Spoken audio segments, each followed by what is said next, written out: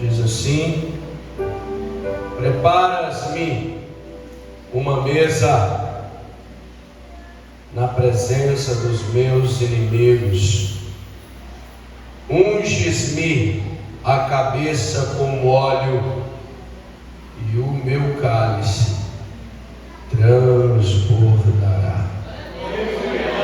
Preparas-me uma. Eu sei que você não gosta, mas aqui é a Assembleia de Deus ainda. Então olha para o irmão que está do seu lado e fala assim: hoje o Senhor preparou uma mesa para nós. Se assente glorificando ao nome do nosso Deus. Se você sentir vontade de dar glória, dê seu glória. Se você sentir vontade de dar aleluia, manda aleluia para o alto. Não se preocupe, o seu glória a Deus e o seu aleluia não vai atrapalhar a mensagem, menos ainda o pregador. Pelo contrário, quanto mais você mandar glória para os céus, mais Deus vai responder nessa noite nas nossas vidas.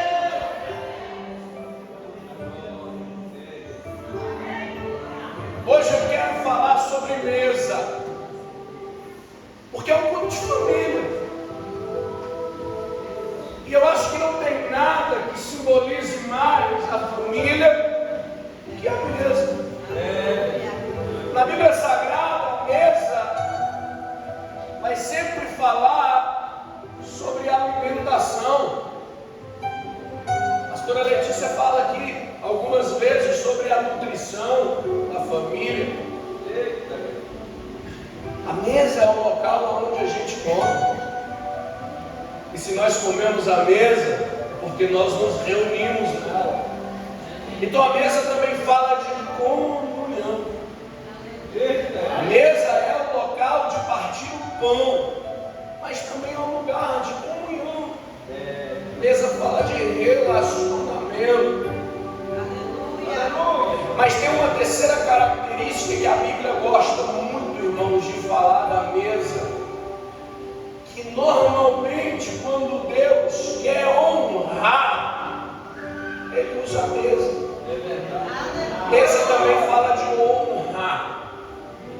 E normalmente, perceba que eu estou usando a palavra normalmente. Não é sempre, não é de vez em quando, mas normalmente. Quando Deus quer honrar alguém à mesa, geralmente são pessoas improváveis. E nessa noite eu quero pregar subordinado a um tema: a mesa dos improváveis. Para a base desse sermão, eu queria usar a história que está lá em 2 aos Reis, nos capítulos 6 e no capítulo 7 de 2 aos Reis. O plano de fundo e o cenário histórico do que está acontecendo no capítulo 6 e 7 de 2 aos Reis é que aqui a nação de Israel estava dividida. Havia 2 das tribos que compuseram o Reino do Sul, também conhecido como Judá, e as outras 10 compuseram o Reino do Norte, que ficou com o nome de Israel. No Reino do Sul tinha a capital, que era Jerusalém, e nessa altura dos capítulos 6 e 7 de 2 Reis, o rei que estava em Jerusalém era um rei bom, o rei Joaquim. Mas no Reino do Norte, que fez a sua capital em Samaria, havia um rei mau e perverso, que havia aprendido toda a perversão dos seus pais, o filho de Acabe e o filho da Jezabel. O rei Jorão está governando as 10 tribos do Reino do Norte, onde a capital é Samaria. E a Bíblia vai dizer que ele repete as obras abomináveis dos seus pais e faz tudo que não podia fazer na capital de Samaria, a ponto de o Senhor tirar a mão daquela cidade. Deixa eu te falar uma coisa. Às vezes a gente tem assim, sabe, a falsa ideia de que quando nós pecamos, de que quando nós fazemos algo de errado, ou de que quando nós abandonamos Deus e deixamos Deus para trás, Deus vai vir nos punir, Deus vai vir nos castigar, Deus vai ser aquele Deus malvadão que vai vir, sabe, pesar a sua mão sobre nós. Não é verdade. A única coisa que Deus precisa fazer com eu e com você, quando nós o abandonamos, é tirar a sua mão de proteção sobre nós. E aí nós nos tornamos vulneráveis a toda sorte de mal. Então não se engane. Muitas das vezes Deus não vai fazer nada. Ele simplesmente vai tirar a mão. Isso acontece com Samaria. Isso acontece com o reinado de Jeorão. E aí se levanta um grande exército de sírios. Alguns historiadores vão dizer que eram 120.000 soldados, comandados por um rei que também era general, o grande general Ben-Hadad. E antes que você ache que é o nome dele, Ben-Hadad era o título do general e do rei Ciro, que significava filho da tempestade. Deus agora permite que um grande exército se levante, comandado por um homem que tem um título de filho da tempestade, para subjugar a nação de Israel e a cidade de Samaria. E aí aquele rei tem uma estratégia infalível. Ele cerca a cidade com os seus soldados, corta o fluxo da água, corta o fluxo da comida. Ninguém mais sai, ninguém mais entra. E agora o povo ia morrer de fome e de sede. O historiador Flávio Joséfos vai falar que esse cerco durou aproximadamente 2 anos. 2 anos sem o povo comprar, sem o povo vender, sem plantar e sem colher.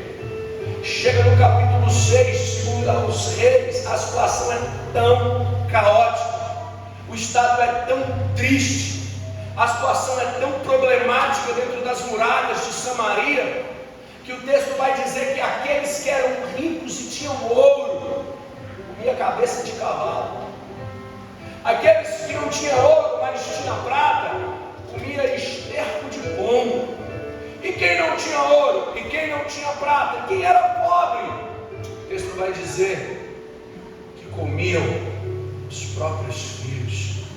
Vai registrar uma história de 2 mulheres, onde essas mulheres decidem matar um dia o filho de uma, cozer e comer, e no dia seguinte matar o filho da outra, também para comer. A ponto de no segundo dia a mulher, que já estava saciada porque comeu o filho da primeira, esconde o filho, não tem coragem de matar. Isso é o ápice da revolta que está acontecendo nas muralhas de Samaria. O rei mau, o rei perverso, vai culpar Deus por tudo que está acontecendo de caos dentro da cidade. E aí ele chama o seu homem de confiança e manda ir na casa do homem de Deus, do representante legal de Deus naquela cidade, o profeta Eliseu, e manda arrancar a cabeça do profeta, como uma forma de culpar a Deus por tudo de errado que estava acontecendo dentro de Samaria.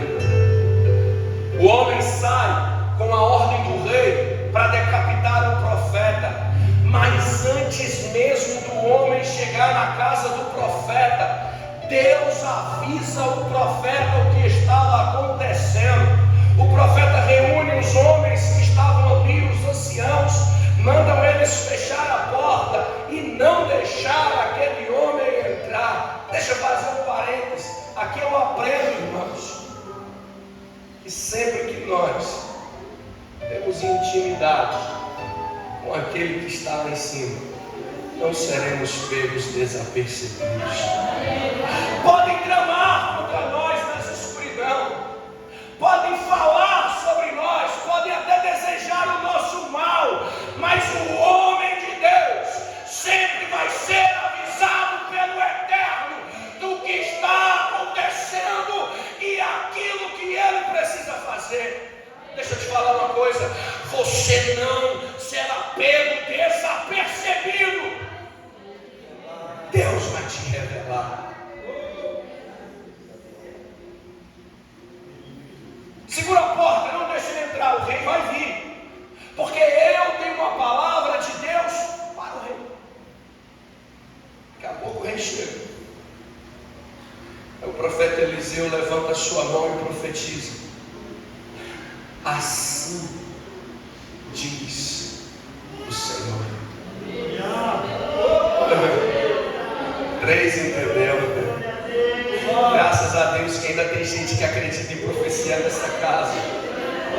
Assim diz o Senhor: amanhã, por essas horas, haverá provisão em Samaria, e o povo vai ter para dar, emprestar e não sentir falta. Deus estava profetizando pela boca do profeta que restauraria a comida de Samaria. Deixa eu te falar, quando não tiver jeito, quando acabar totalmente as suas expectativas, quando você olhar para um lado e não tiver saída, lembra da música? Deixa eu te falar uma coisa: para situações fáceis requer decisões fáceis. Para situações difíceis requer decisões difíceis. Mas para situações impossíveis, somente a palavra do Eterno pode mudar a história.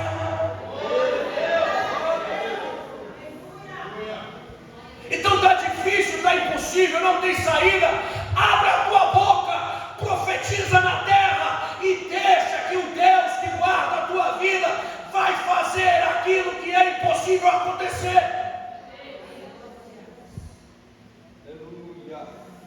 Não sei, irmão, o que você está passando, nem quero saber de verdade, eu já tenho meus problemas.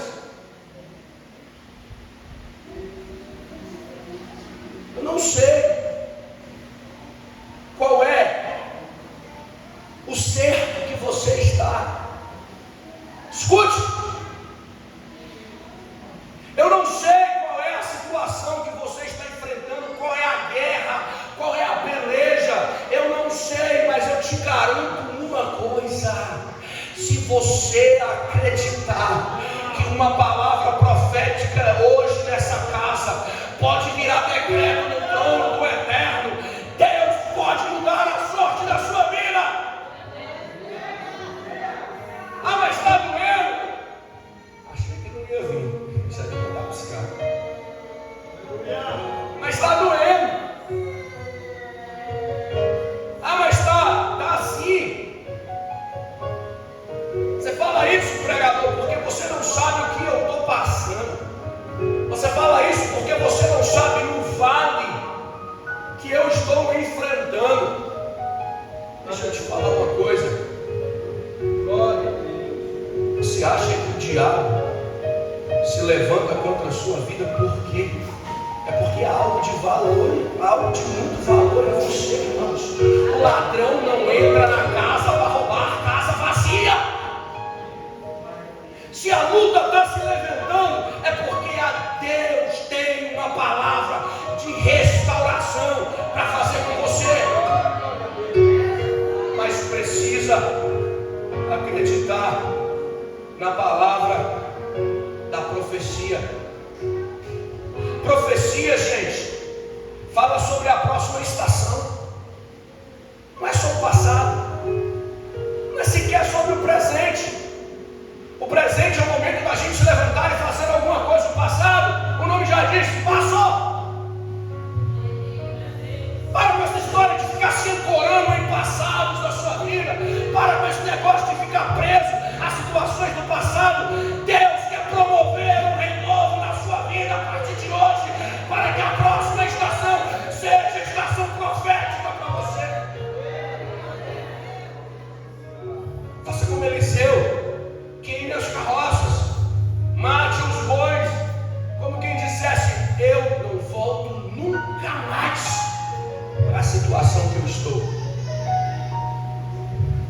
Aí o profeta profetiza.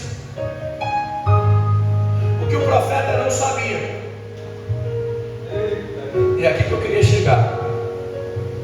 Agora eu vou começar a pregar. O que o profeta não sabia é que enquanto ele profetizava, Deus estava preparando 4 improváveis do lado de fora. O que o profeta não sabia é que enquanto ele estava abrindo a boca para profetizar, assim diz o Senhor que assim disse, já estava levantando 4 improváveis do lado de fora. Vamos sair da cidade? Vamos lá para o portão da cidade. No portão da cidade tinha 4 leprosos. O texto vai dizer que tinha 4 homens leprosos. Eles não podiam entrar na cidade, porque se eles entrassem, eles morreriam apedrejados por causa da lepra. O povo de Israel não aceitava, era uma doença suja para eles. Aqueles homens estavam sujos. Eles não podiam entrar, não era opção entrar na cidade. Ficar prostrado nas portas da cidade. Ou eles morreriam com a lepra, ou morreriam de fome, ou pior, seriam esmagados pelos soldados e cavalos do exército do inimigo. Ficar prostrado também não era a opção para aqueles 4 homens. Só sobrou uma. Um deles se levanta e fala: vamos ao encontro do exército dos sírios, porque talvez eles nos deixem viver, e se nós viver, viveremos, e se morrer, morreremos. Como quem dissesse assim: vamos se levantar e fazer alguma coisa. Aprenda algumas coisas aqui com esses 4 leprosos. A primeira coisa que eu aprendo, escuta por favor. A primeira coisa que eu aprendo com esses 4 leprosos é que Deus, sabe gente, Deus, viu? Existe Deus. Está lá. Está vendo tudo que está acontecendo. Deus escolhe quem quer, a hora que quer, para fazer do jeito que Ele quiser. A primeira lição que eu aprendo aqui é que Deus escolhe 4 homens improváveis. Por quê? Porque Ele é Deus. Sabe, gente, tinha sacerdotes dentro de Samaria, mas Deus não escolhe o sacerdote. Tinha profeta dentro de Samaria, e profeta dos bons, Eliseu, mas Deus não escolhe o profeta.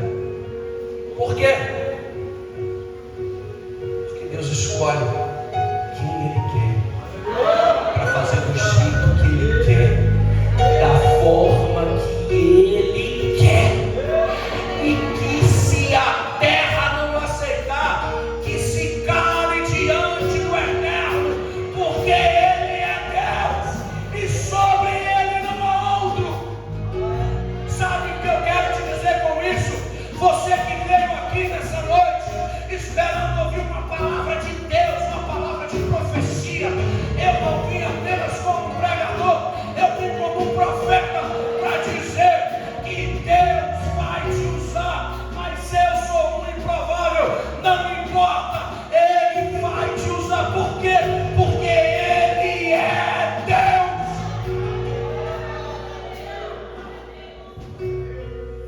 Ele é Deus. Segunda coisa que eu aprendo aqui: não importa a tua lepra, se você se posicionar, Deus vai sempre te usar. Eu vou repetir. Alguém aqui nessa noite precisa dessa palavra. Não importa a tua lepra, não importa o teu problema, não importa como você chegou aqui hoje.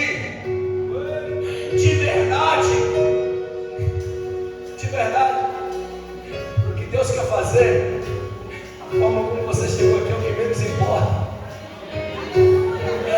Mas eu cheguei aqui assim, você não está pior do que esses 4 homens, eu tenho certeza. Se Deus usa 4 leprosos, imagina o que Ele não pode fazer comigo e contigo nesse culto, se você se levantar e dar lugar para Ele.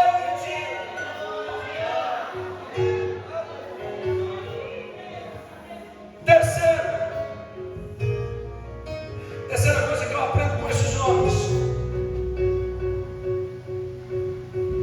Escuta.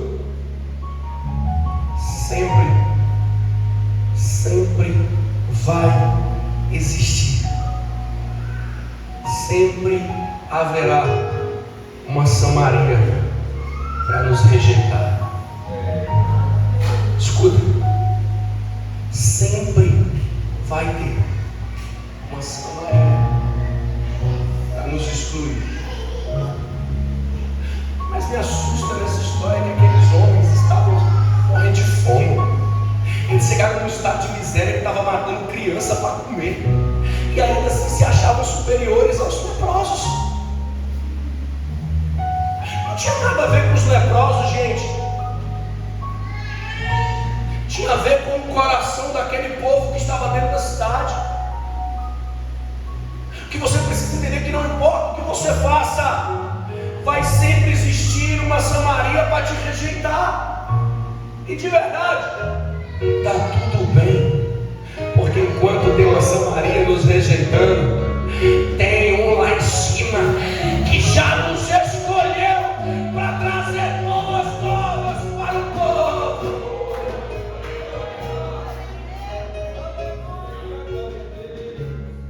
Isso não acontece só com esses homens não, gente. Geralmente na mesa do improvável sempre vai haver um caso de rejeição.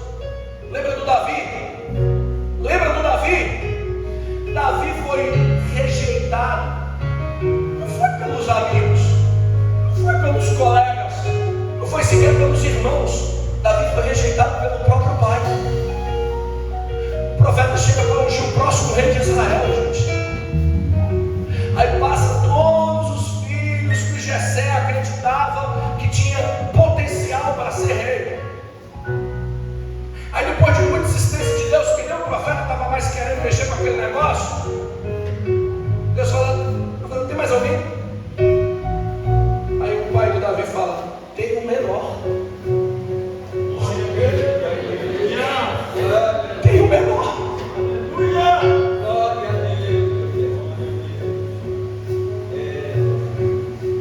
O que o Jessé não sabia é que enquanto os homens olham para a aparência e estética, Deus estava escolhendo um segundo o coração do próprio Deus.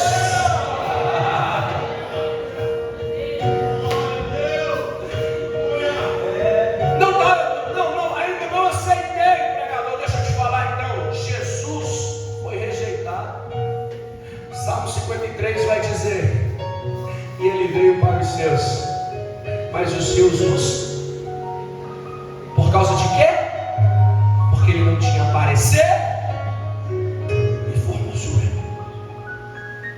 Quem normalmente vai te rejeitar por causa da aparência que ele julga será a aparência que alguém precisa ter.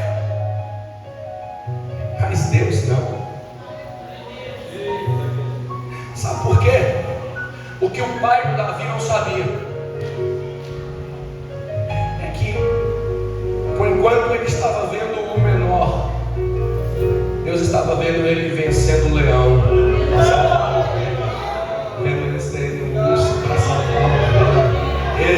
Deus conhece as batalhas que você peleja no secreto. É por isso que Jesus fala: entra no teu quarto e vamos pelejar no secreto, e deixa que eu publicamente te honrarei.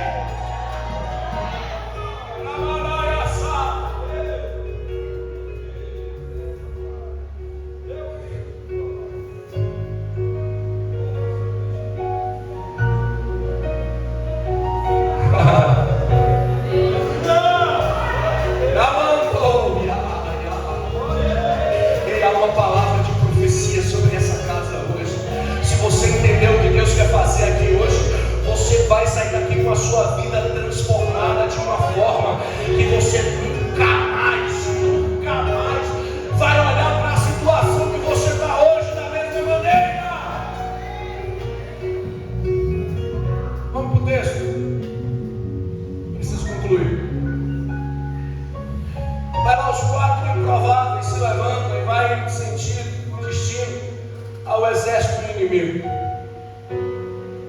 4 leprosos e o seu destino. Dá até para fazer um livro. E enquanto aqueles 4 leprosos estavam marchando em direção ao seu destino, o que eles não viram, Deus permitiu que o rei Ben-Hadad ouvisse. Eu vou repetir. O que aqueles 4 leprosos não viram, Deus permitiu que o rei inimigo ouvisse. O quê? O texto vai dizer que enquanto eles marchavam em direção ao exército, o rei estava numa mesa, comendo e bebendo, e de repente ele ouviu um som como que de um exército com muitos carros e cavalos marchando em direção a ele, a ponto dele se levantar com medo, chamar o exército e fugir.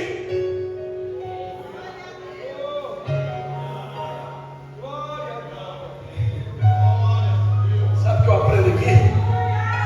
Eu vou encerrar, prometo. Eu aprendo aqui que sempre vai ter aqueles, gente, que vão olhar com os olhos da normalidade. Estou chamando olhos da normalidade para adorar a Bíblia, que a Bíblia Paulo chama de carnais. Paulo chama de carnais. Paulo faz um tratado inteiro sobre os homens carnais e os homens espirituais. Homens carnais não vê o que acontece na dimensão do espírito. Eles só enxergam a própria lógica. Eles só enxergam as próprias ciências. Eles só enxergam os seus próprios credos. Mas homens espirituais, homens espirituais, 4 doidos, indo em direção à morte. Outro dia eu estava pregando sobre esse texto num congresso de jovens, e eu falei para eles assim: que saudade eu tenho dos doidos, dos crentes doidos, igual esses homens. Tudo dando errado dentro de casa, pastora Letícia. Tudo virado de perna à cabeça dentro de casa, pastor. Não tem dinheiro para pagar a conta na segunda-feira.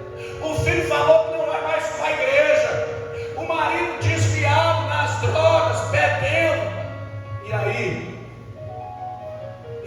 missionária Beth, tinha uns doidos que numa situação de caos como essa se levantavam e iam para a casa do Senhor e chegava aqui, confundia Satanás, porque enquanto Satanás estava fazendo rebuliço na casa, ele estava aqui glorificando, adorando, dando glória, chorando e dizendo: obrigado, Senhor, porque o Senhor me salvou e me comprou com o preço de sangue.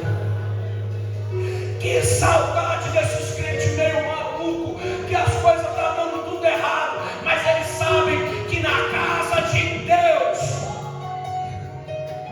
o milagre pode acontecer.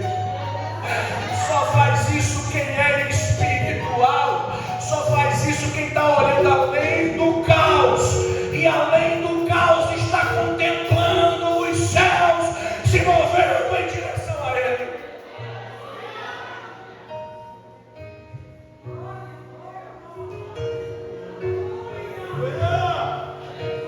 O próprio Eliseu, gente,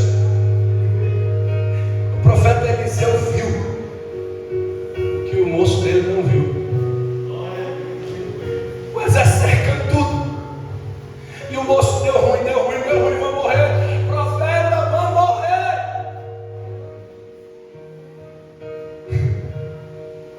Fico imaginando Eliseu olhando para ele e falando assim: oh, inocente, te acalma. Fique tranquilo, carnal. Eu vou permitir por alguns segundos que você seja espiritual. Eu vou abrir os teus olhos para você ver o que está acontecendo. Aí Eliseu ora, Deus abre os olhos do moço dele. E quando ele olha ao redor dele, ele fica impressionado, porque ele mesmo vai declarar: e eu vi um grande exército com carros e cavalos de fogo cercando a cidade.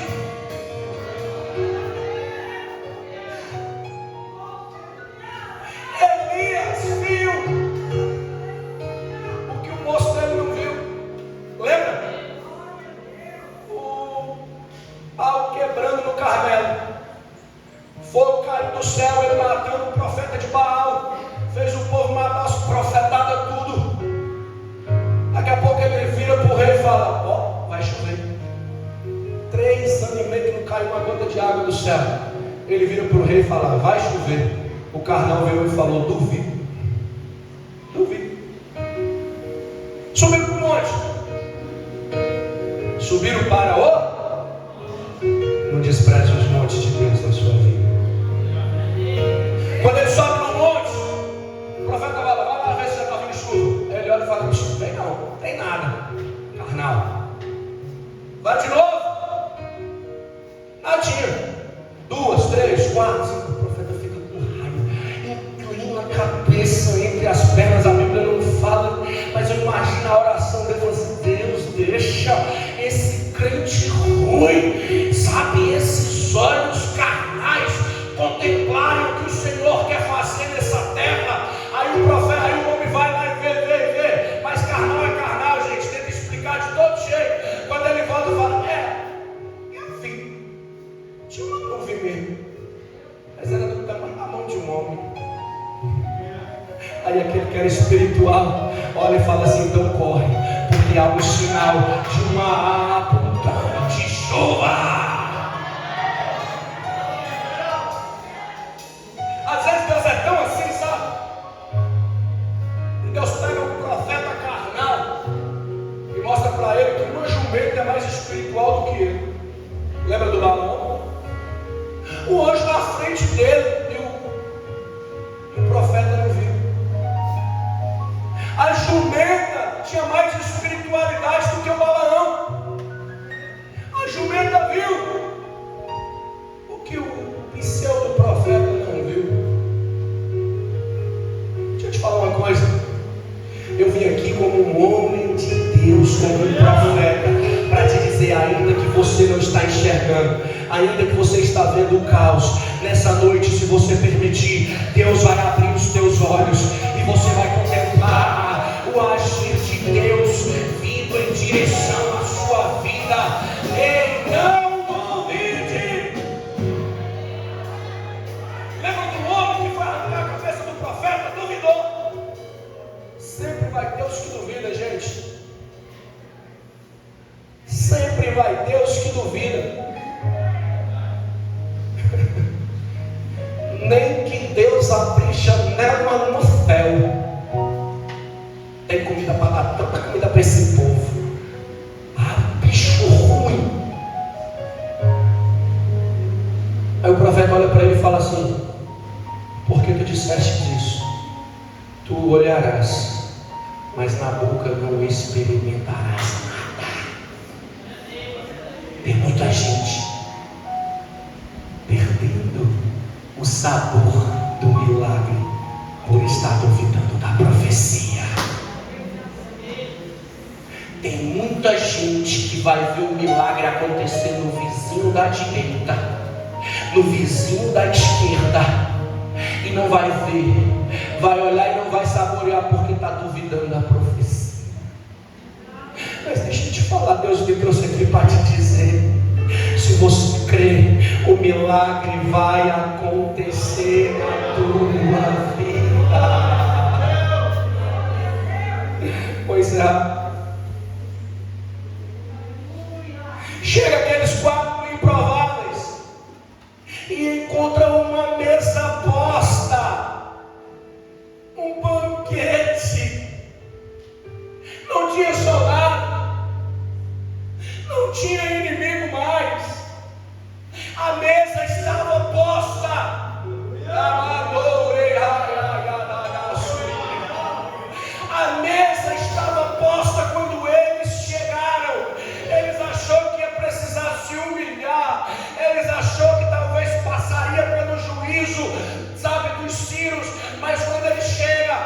tinha inimigo, não tinha soldado, não tinha rei da verdade, tinha uma mesa posta com banquete esperando eles. Aí eu entendo por que Davi escreve o Salmo 23 e ele diz: prepara uma mesa na presença dos meus inimigos. Só que sabe o que eu aprendo aqui? Os inimigos dos 4 improváveis não eram os exércitos sírios, era o povo que estava dentro de Samaria. O exército sírio estava nem aí para aqueles leprosos, não era nem da cultura daquele povo perseguir leproso. Os inimigos estavam dentro das muralhas, morrendo de fome. Quando a gente lê os Salmos, esse Salmo 23, a gente imagina Deus preparando uma mesa para a gente. Prepara o louvor, Lucas. Vou terminar. A gente imagina Deus preparando uma mesa para nós, a gente sentando, os inimigos olhando, sabe? E a gente se esbaldando de comer. O inimigo passando fome e a gente se esbaldando de comer. Toma, tá vendo aí, ó, Deus me honrando. O Deus da Bíblia não. O Deus da Bíblia, quando coloca uma mesa na presença dos seus inimigos, é para você sentar com eles e celebrar. Porque o nosso Deus é Deus de celebração, não de confusão. Aqueles homens começam a comer, daqui a pouco um deles sabe, o Espírito Santo pode falar assim: o povo está morrendo de fome, mas não pode ficar aqui. Aí a gente tem uma das palavras mais lindas dessa história. Um deles fala assim: levantemos e vamos levar as boas novas à casa do rei. Se coloque de pé. Ei, improvável, Deus te trouxe aqui para dizer: a mesa está posta, os que duvidaram vão sentar e ainda vão comer contigo nela.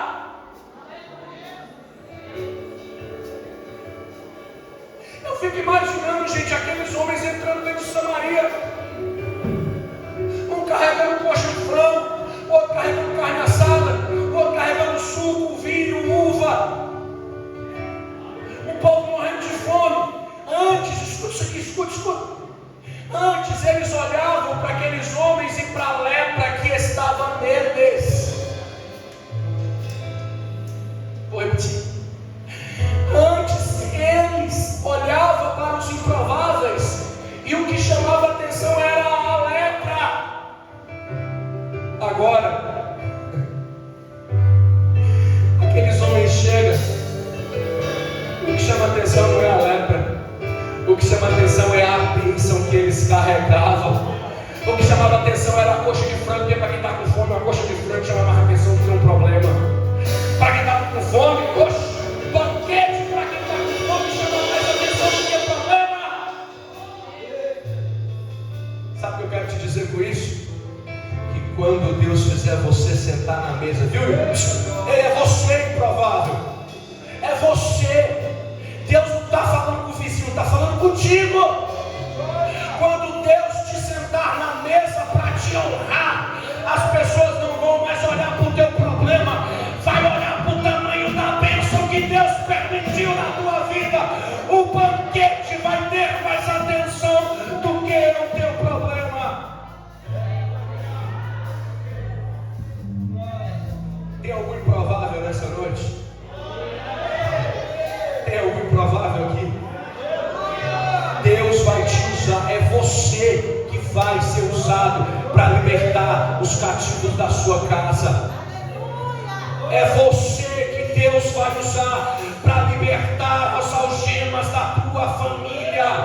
É você, Deus não vai levar ninguém do altar, é você que vai ser usado para trazer aquele povo para cá e adorar contigo. Feche seus olhos para adorar. Enquanto você adora,